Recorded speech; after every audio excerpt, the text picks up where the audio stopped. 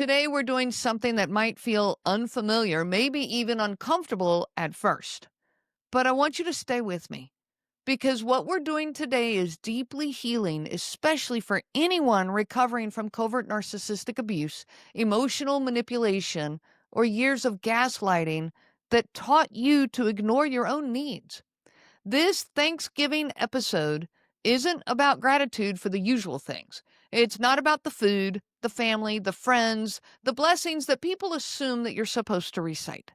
And it's definitely not about pretending everything is fine when you've spent years in emotional abuse trying to hold yourself together. Today, we turn gratitude inward toward the parts of you that worked so hard to keep you safe during covert narcissism, the parts that helped you survive the confusion, the trauma responses, the walking on eggshells, and the constant self-doubt. We're talking about thanking your nervous system, your instincts, your emotions, your intuition, your strength, and every part of you that fought to protect you long before you understood what you were living with. This is the moment of self-compassion, trauma-informed healing, and a powerful reminder of your resilience as a survivor of covert narcissistic abuse. Today, we express gratitude for you. This is a Thanksgiving message for your mind, your heart, your body, your nervous system, your instincts, your courage, your endurance, your soul. Because after surviving covert narcissistic abuse, there is something almost universal that happens. You criticize the very things that kept you alive. And today, we're going to flip that script.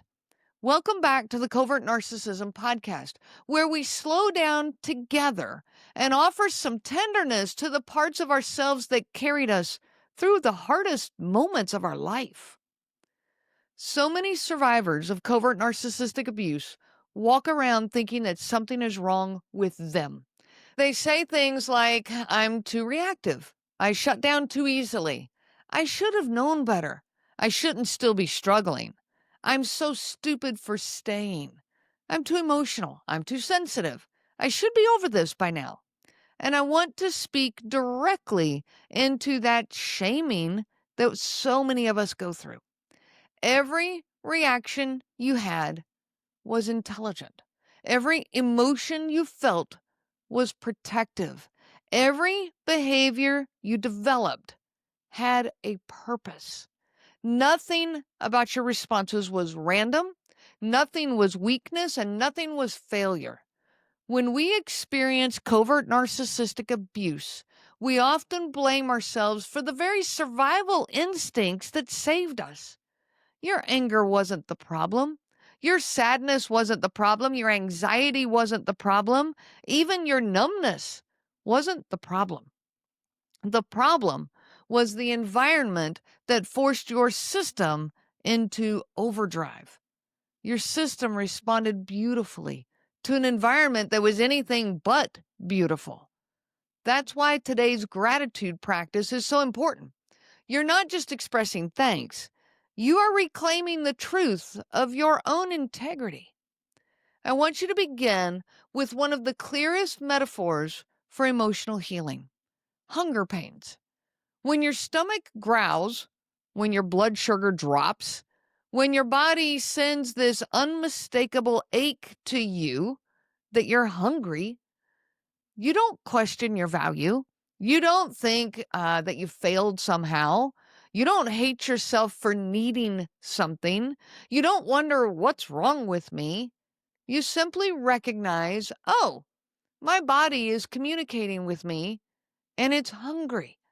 You see, your body can't feed itself, so it calls on you to do something about it.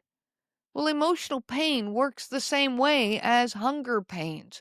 Your body cannot resolve its emotional harm alone.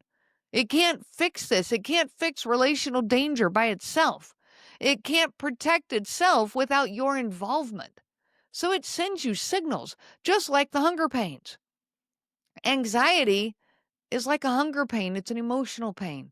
The confusion, the dread, the resentment, the exhaustion, all of that is screaming to you, it's communicating to you, it's your body's way of getting you to see that there's a problem here. It's not there to shame you, it's to tell you, hey, I need you.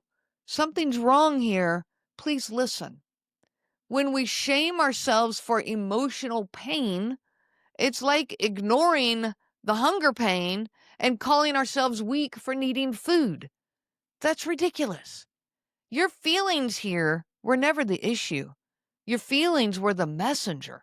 And today we actually need to thank them for speaking to you.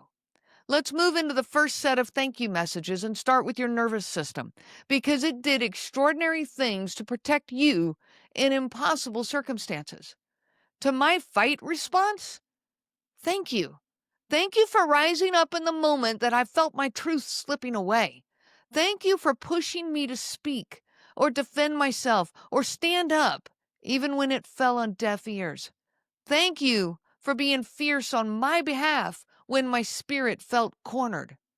You were not too much. You were a guardian. To my flight response, thank you. You nudged me out of rooms when the air got too thick to breathe.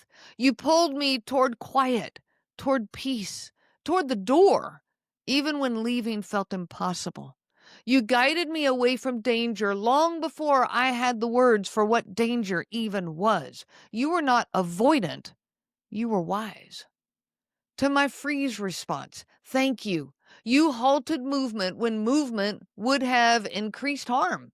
You shut everything down when I had no bandwidth left inside of me. You protected my psyche by slowing the world down to something I could survive. You were not shutting down, you were saving me. To my fawn response, thank you. You kept peace when that peace was so fragile. You learned how to read the environment and soften the explosions. You learned how to predict storms and calm them before they landed on me. You were not codependent. You were strategic. Your nervous system was brilliant, and today we honor it. Emotions are often the first casualties of abuse. You're told that they're wrong, exaggerated, dramatic, foolish, too intense, too sensitive. But emotions are pure intelligence. They are raw intelligence. Let's thank them today. To my anger, thank you.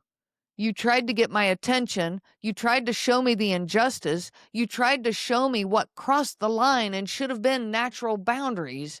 You were never the enemy. You were the alarm. To my sadness, thank you. You helped me grieve what I never received. You honor the love that I gave and was never returned. You reflected the depth, my care, my humanity. To my loneliness, thank you. You showed me where connection was missing. You revealed the emotional desert that I was living in, and you whispered the truth long before I was willing to hear it. To my confusion, thank you. You tried to warn me that something didn't add up here.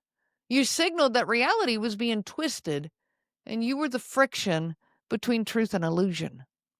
To my numbness, thank you. You stepped in when the pain was just too much to bear. You wrapped everything in a protective blanket around me. You gave me time, space, and room to breathe. None of these emotions were failures. They were your internal team fighting for you. Your mind worked so hard for so long. To your mind, to my mind, I say thank you.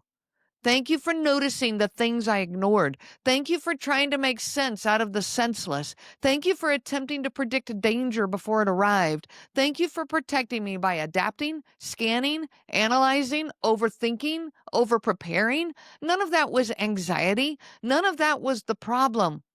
It was survival. It was wisdom. Your mind wasn't broken. It was overwhelmed. It carried you through some of the toughest moments of your life. Now, how about for your body? Your body is a silent warrior. To my body, thank you. Thank you for holding tension that didn't belong to you. Thank you for storing memories until I was safe enough to feel them and recall them. Thank you for letting me keep going when my energy was drained. Thank you for every knot, every stomach drop, every tight chest, every headache. These were not malfunctions, they were messages. Your body was always on your side. Never once did it abandon you. This is the moment that many survivors miss. You are here today because of you. Not because you were perfect, not because you always knew what to do, not because you had the clarity back then that you have now. You made it today because you endured. You adapted. You protected yourself the best way you knew how. You kept going when you could have stopped.